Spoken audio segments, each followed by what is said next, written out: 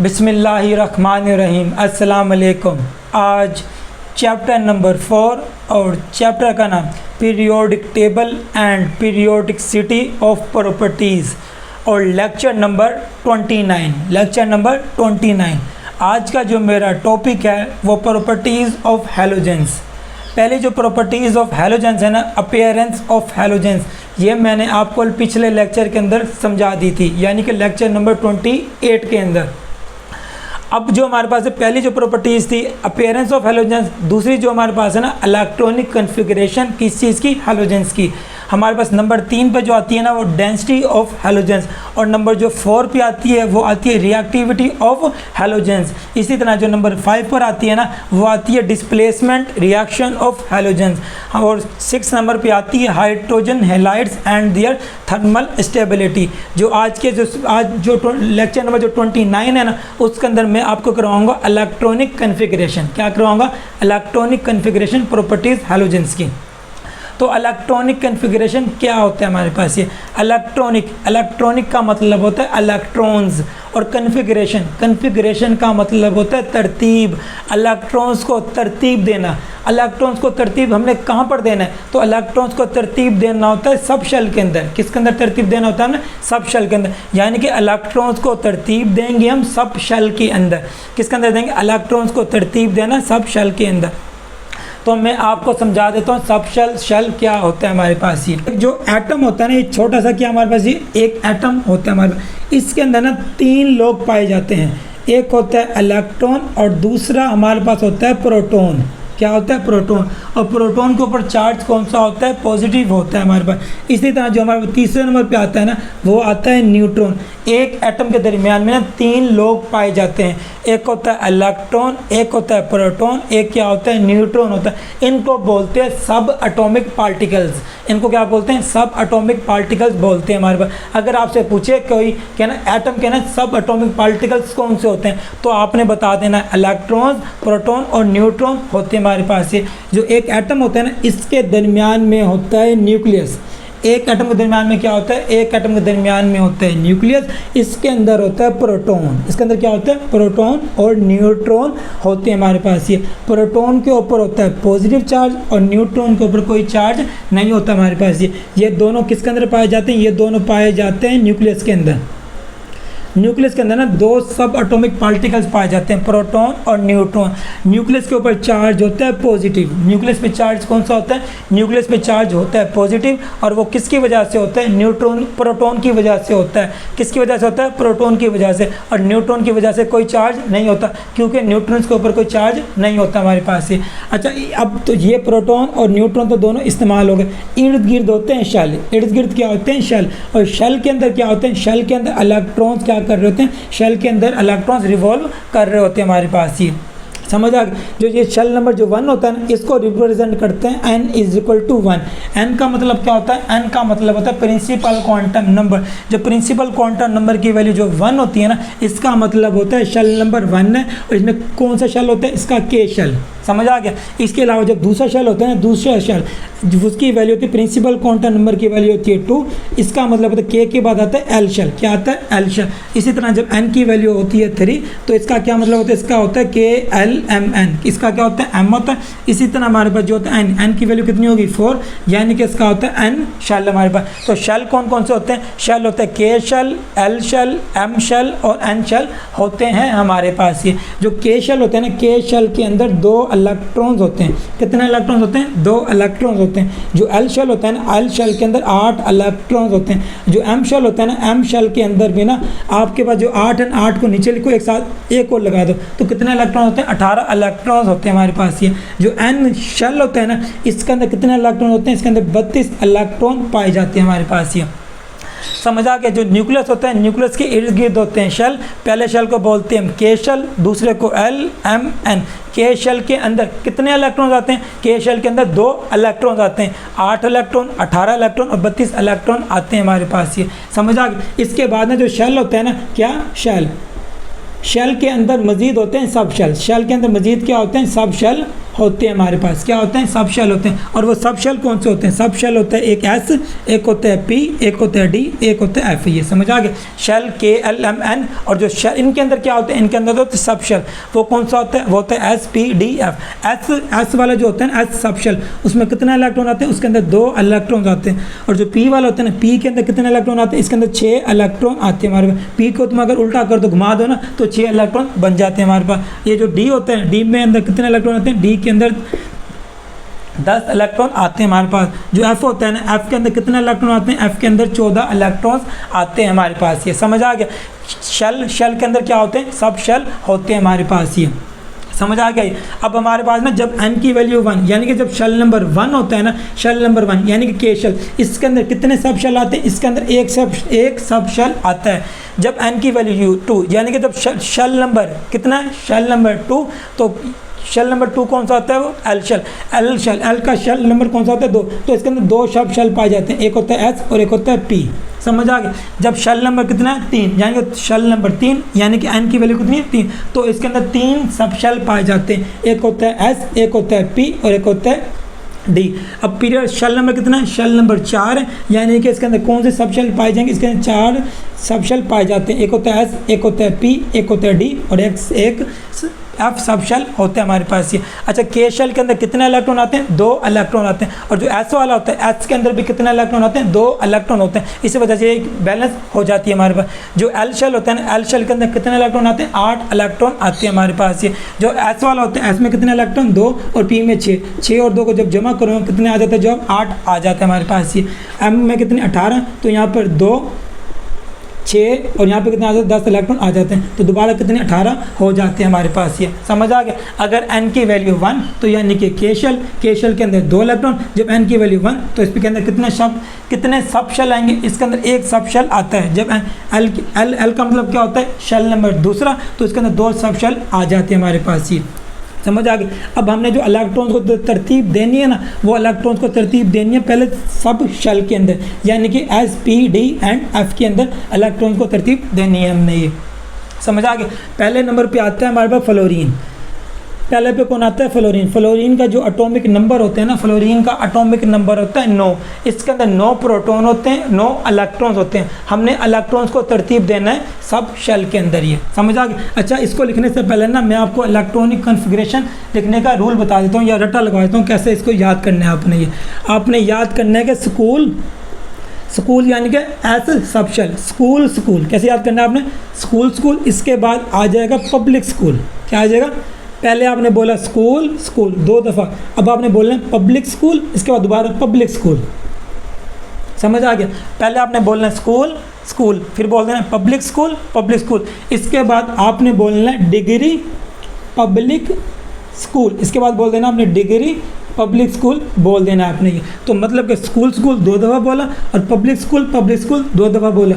इस तरह degree public school आपने 2 दफ़ा बोला। ये सारे के सारे जो एस पी डी एफ है हमारे पास है ना, ये एस सब शेल, ये होते हैं सब शेल्स। ये क्या होते हैं, सब शेल होते हैं हमारे पास। इसके अलावा जो आपने यहाँ पे जो लिखना है ना, मतलब कि हम जो यहाँ पे जो पीरियड नंबर लिखना होता है वो अब न्यू लिखना है हमने। तो यहाँ पे लिखना है 1, यहाँ पे 1 आएगा, फिर यहाँ पे 2 पहले क्या आएगा 1, फिर क्या आएगा 2, इसके बाद आएगा 3, इसके बाद क्या आएगा 3, उसके बाद आएगा 4, 3, 4, क्या आएगा 4, 3, 4, और उसके बाद आ जाता है 5, 4, 5 आ जाते हैं हमारे पास। ये पहले आपने याद करना है स्कूल पब्लिक स्कूल, फिर डिग्री पब्लिक स्कूल। पहले आपने लिखना है 1, 2, 3, 4, 3, 4, 5, 4, 5। आपने यहाँ लिखना है इसको 1, 2, 3, 4, 3, 4, 5, 4, 5, इस तरह आप लिख लेते हो। हमें समझ आ गया। तो याद करने का तरीका बिल्कुल आसान है, स्कूल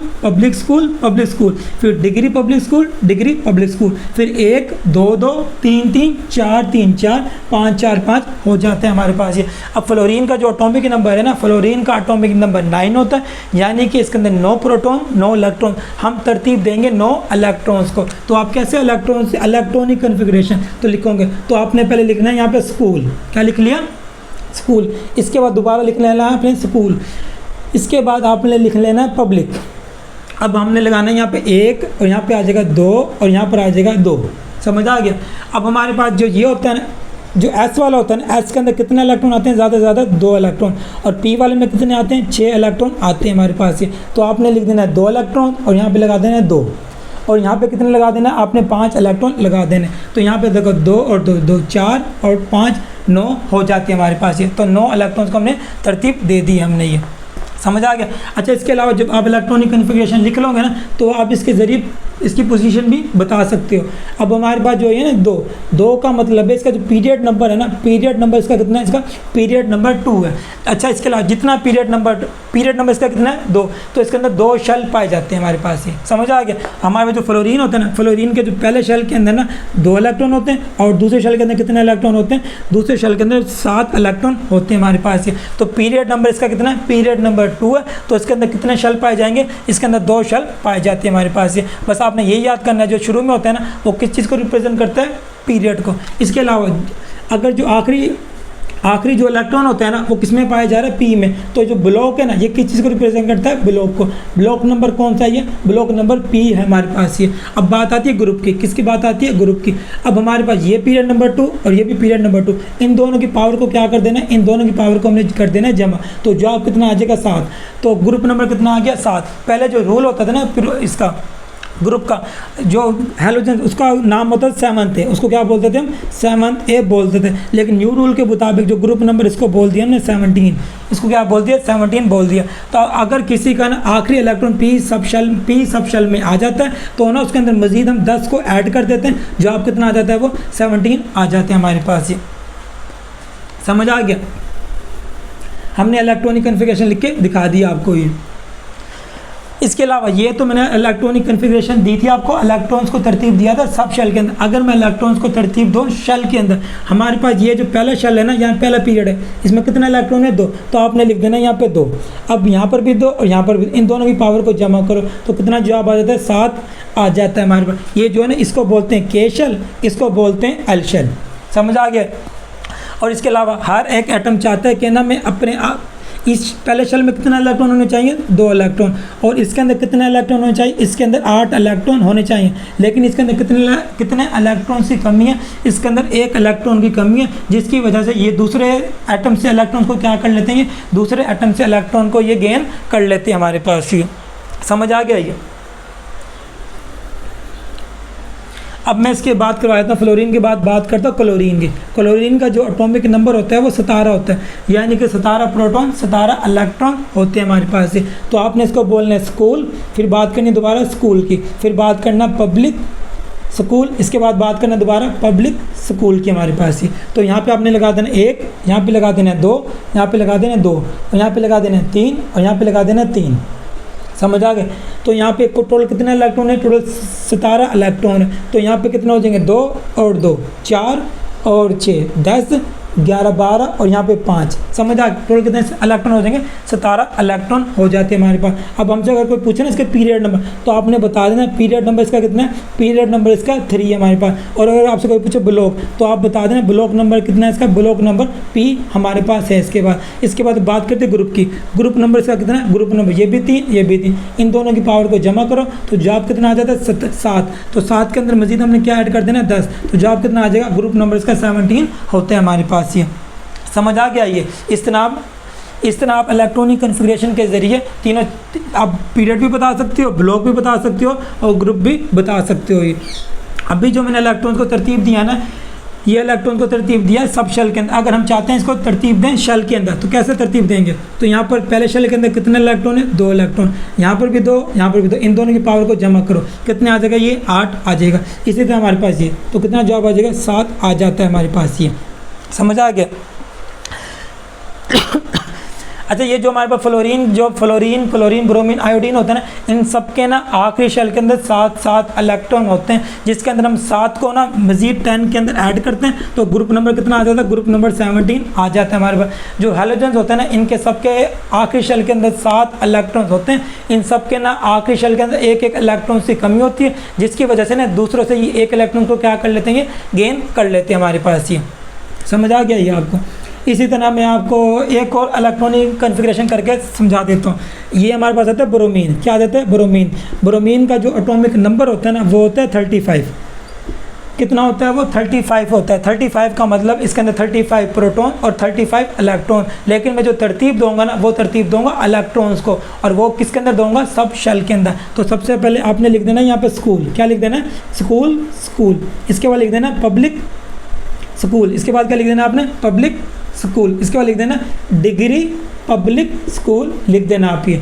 अब यहाँ पे लिख देना आपने 1, यहाँ पे आ जाएगा 2, यहाँ पर 2, यहाँ पर 3, यहाँ पर 3, यहाँ पे 4, 3, 4 आ जाता है हमारे पास। ये समझ आ गए? तो यहाँ पे कितने इलेक्ट्रॉन आएंगे? यहाँ पर आएंगे 2 इलेक्ट्रॉन। यहाँ पर कितने इलेक्ट्रॉन आएंगे? यहाँ पर आएंगे 2 इलेक्ट्रॉन। यहाँ पर कितने आएंगे? 6 इलेक्ट्रॉन। यहाँ पर 2, यहाँ पर 6, और यहाँ पर 2, और यहाँ पे 10, और यहाँ पे 5 इलेक्ट्रॉन आ जाते हैं। इस तरह जब तुम इसको काउंट करोगे तो कितने इलेक्ट्रॉन हो जाएंगे? तो 35 इलेक्ट्रॉन हो जाते हैं हमारे पास। ये जो पहला शेल होता है ना, पहले शेल या पहला पीरियड, कितने इलेक्ट्रॉन इसके अंदर? 2 इलेक्ट्रॉन्स पाए जाते हैं। अब यहाँ पर भी 2 और यहाँ पर भी 2, इन दोनों की पावर को जमा करो तो कितना हो जाएगा? ये 8 हो जाता है हमारे पास ये। अच्छा, यहाँ पर कितना? ये शेल नंबर कितना है? ये भी 3 और ये भी शेल 3, और यहाँ पर भी क्या? 3। इन तीनों की पावर को क्या कर देना आपने? जमा कर देना। तो टोटल कितने इलेक्ट्रॉन आ जाएंगे? 18 इलेक्ट्रॉन आ जाते हैं हमारे पास। इसके बाद बात होती है 4 वाले की, ये भी 4 वाले की। तो यहाँ 5 और 2 कितना आ जाएगा? 7 आ जाता है। यानी कि जो हैलोजेंस होते हैं ना, इन सब के आखिरी शेल के अंदर 7 इलेक्ट्रॉन होते हैं। इन सब के आखिरी शेल के अंदर एक इलेक्ट्रॉन की क्या होती है? एक इलेक्ट्रॉन की कमी होती है, जिसकी वजह से दूसरे से एक इलेक्ट्रॉन को क्या कर लेते हैं? ये गेन कर लेते हैं हमारे पास। ये समझ आ गया? इसके अलावा आपने ये भी गौर करा होगा, इधर पे आ रहा है, इन सब के लास्ट में आ रहा है S की 2, और यहाँ पर आ रहा है P की 5। P की क्या आ रही है? 5। यहाँ देखो, यहाँ पे क्या लिखा है उन्होंने? 2s2, और यहाँ पे आएगा 2p5। इसमें देखो 3s2 3p5, यानी कि 3s2 और यहाँ पे आ जाएगा 3p5 आ जाते हैं हमारे पास। इसी तरह जो ब्रोमीन वाले में आया 4s2 आया, और यहाँ पर आया 4p5 आ जाता है हमारे पास। इसको ना ओवरऑल लिख देते हैं यूँ, NS2 और NP5 आ जाता है हमारे पास। ये समझ आ गया? जो हैलोजेंस होते हैं इनके आगे शेल के अंदर 7 इलेक्ट्रॉन होते हैं, और जो इनके इलेक्ट्रॉनिक कन्फिग्रेशन होती है ना जनरल, वो होती है NS2 और NP5 होती है हमारे पास। ये आपकी बुक में तो बहुत ज़्यादा इजी लिखा पड़ा है, इलेक्ट्रॉनिक कन्फिग्रेशन, यानी कि इलेक्ट्रॉन्स को तरतीब देना सब शेल के अंदर ही है। हैलोजेंस पोसीज, हैलोजेंस रखते हैं 7 इलेक्ट्रॉन इनके आखिरी शेल के अंदर ही है। They have general electronic configuration. जो शेल की बात हो रही थी 7 इलेक्ट्रॉन, जब इलेक्ट्रॉनिक कन्फिग्रेशन यानी कि सब शेल, S और P वाली कहानी समझा दी मैंने पहले आपको ये। इसके अलावा they need only 1 electron to complete their valence shell. इनको 1 इलेक्ट्रॉन की ज़रूरत होती है और अपना आखिरी शेल क्या कर लेते हैं? कंप्लीट कर लेते हैं। जैसा कि जो फ्लोरीन होता है ना, फ्लोरीन का एटॉमिक नंबर 9, पहले शेल के अंदर 2 इलेक्ट्रॉन और दूसरे शेल के अंदर 7 इलेक्ट्रॉन होते हैं। तो टोटल कितने हो जाते हैं? 9 हो जाते हैं। इनको कितने इलेक्ट्रॉन की ज़रूरत है? इनको 1 इलेक्ट्रॉन की ज़रूरत होती है। तो ये 1 इलेक्ट्रॉन आ जाता है हमारे पास। ये तो ये कितना हो जाता है? फ्लोरीन। तो यहाँ पर हम लिख देते हैं 2 और 8 आ जाता है। तो इसने कितने इलेक्ट्रॉन को गेन करा? इसने 1 इलेक्ट्रॉन को गेन करा, तो यहाँ पे आ जाएगा -1। तो यहाँ पर क्या आ जाता है? यहाँ पर -1 आ जाता है। इसी तरह जो क्लोरीन होते हैं ना, क्लोरीन के एटॉमिक नंबर 17, पहले शेल में 2, दूसरे में 8, फिर 7 इलेक्ट्रॉन होते हैं हमारे पास। ये तो इसको 1 इलेक्ट्रॉन की ज़रूरत होती है हमारे पास। तो क्लोरीन यहाँ आ जाता है, क्लोरीन 2 8 8, इसको ऊपर आ जाता है -1। तो नेगेटिव का मतलब जो है ना ऊपर, जो इसको बोलते हैं वैलेंसी। इसको क्या बोलते हैं? इसको बोलते हैं वैलेंसी। कितनी वैलेंसी है? ये -1 है। तो जो हैलोजेंस होते हैं ना, इनकी जो वैलेंसी होती है वो कितनी होती है? वो यूनी वैलेंसी होती है, और होती भी किसके अंदर हो? नेगेटिव के अंदर होती है हमारे पास ये।